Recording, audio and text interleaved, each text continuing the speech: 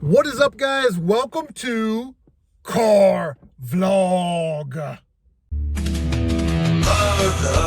Oh yeah, gonna make a video in my car now. Car vlog, oh yeah, gonna make a video in my car.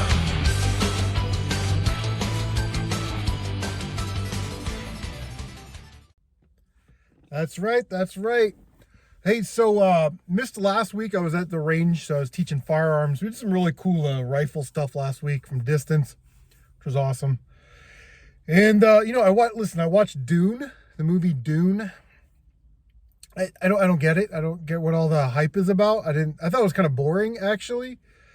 Everything's sort of in browns, blacks, and grays. I mean, it's visually not great to look at. I don't know. Maybe make it make sense to me. It's not as good as Star Trek. It's not as good as Star Wars. It's not as good as Spaceballs. you know? But I don't know. Maybe it just didn't click with me. If somebody understands what the allure of Dune is, let me know in the comments section. Let's try and make it 300 words or less. Some of you guys write comments like this big. I don't read goods. But anyway, topic of the day, we'll get right to it. Actually, let's talk about one of Megadan's vlogs. And I thought about doing this years ago, making a top 5 sports games video. But my favorite sports games are like the Nintendo classic ones, like the ice hockeys, the Tecmo Bowls, RBI baseballs. I like Big Hurt, Frank Thomas baseball on Super Nintendo. I like the Home Run Derby in that. And then World Cup Soccer on Super Nintendo. I always love that game. But those are the sports games I love. MLB 2001 or 2000 on PS2. And then I probably put 22 seasons, maybe 27 seasons into NCAA College Football 2005. Love that game. But those are my favorite sports games for sure.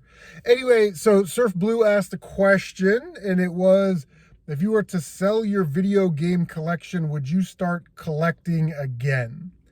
And while that's an interesting question, I think like Retro Bro had a collection, and he sold his physical collection. I'm not sure if he collects anymore. Like, I know he got an Intellivision and he might have a Sega or something like that, but I don't think he's like full-time collecting. Captain Retro, Kevin sold his collection minus, a couple pieces that he really liked, complete in box Zeldas or something like that. Some of the harder to find stuff, and then sold everything else, and then sort of moved into coin op, pinballs and stand-up cabinets and stuff like that. So, I don't know. It's weird that you asked that because I was just talking to my son about this a month or so ago about what games in my PlayStation 2 collection he would want.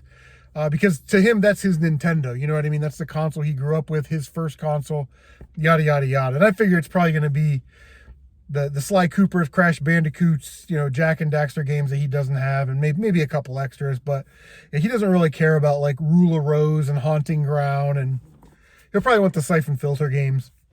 But so that's a hard thing to say because I probably wouldn't sell my entire collection.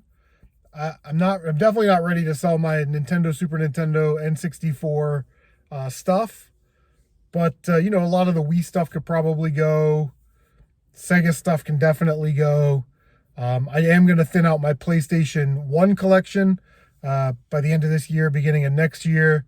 PlayStation 2 collection I love, PlayStation 3 I love, and PlayStation 4 I love. And that's sort of the problem, right, is you get too attached to this stuff. But I think if you slim down like small games, you know what I mean? Like small things that maybe you don't play, or like PlayStation 1. I love PlayStation 1, but I don't need probably 80% of the games in my collection. Keep all those RPGs, keep all the shooters, all the rare stuff, and then all the mid-range stuff can go, But it's a hard thing. I don't know if you start collecting like anything, like just start collecting old newspapers or go back to collecting video games. I think the biggest hamper to selling video games, your video game collection nowadays, is that it's almost impossible to get it back. And once you kind of understand that, then you're like, if I sell it, I'll never get it back. now it's out of reach for you, so it makes it harder to sell. You know what I mean? But yeah, at 45 years old, some of it definitely has to go, and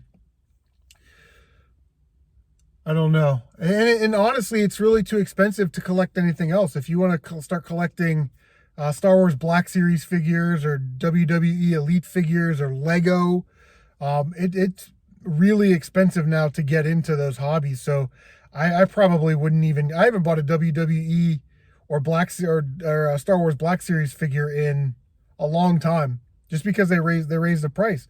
You know, $20 for a Black Series figure I think is reasonable. But then they started making them different prices. You know, Boba Fett's and Paz Vizslas were $30, and this character's $27, and you know, it's like they're all over the place. So I don't know if I'd ever go into collecting toys, especially modern toys. I think one of the best markets you can collect, honestly, is vintage toys, loose, that are complete with accessories in, you know, like very good to gem mint condition.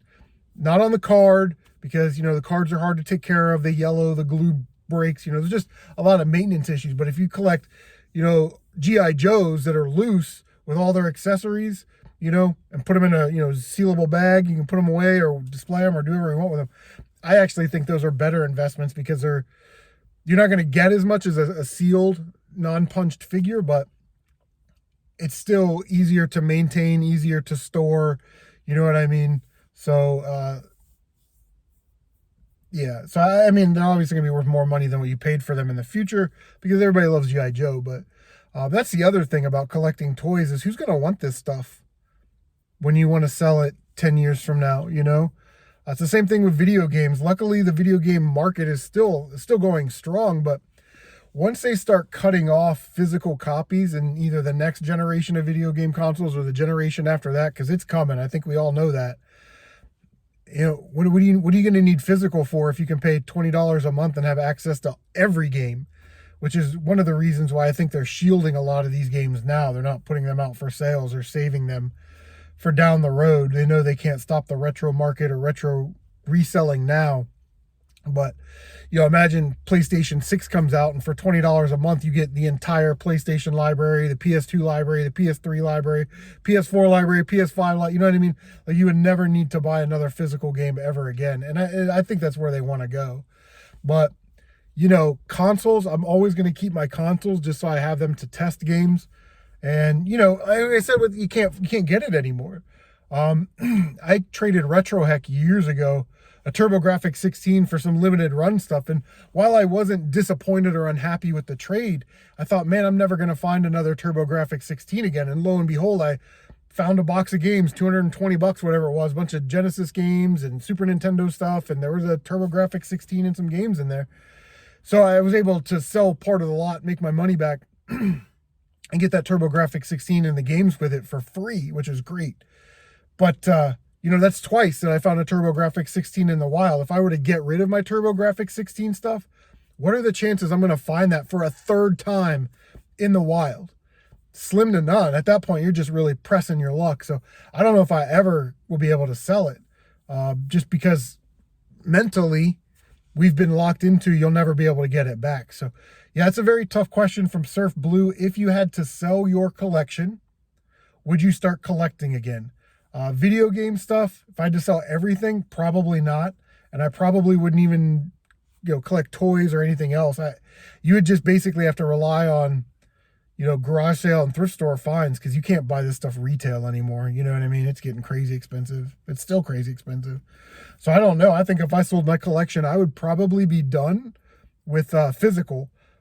I'd, you know, hook up the emulator or live stream on PS4 or something like that for sure. But yeah, I don't know if I could ever start collecting again.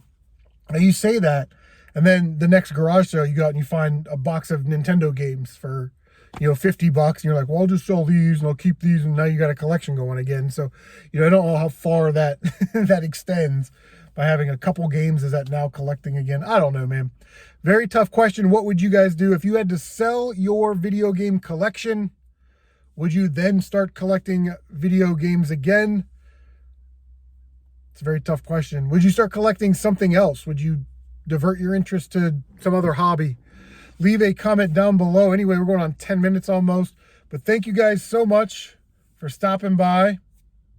You said, I know some of you went car vlogs.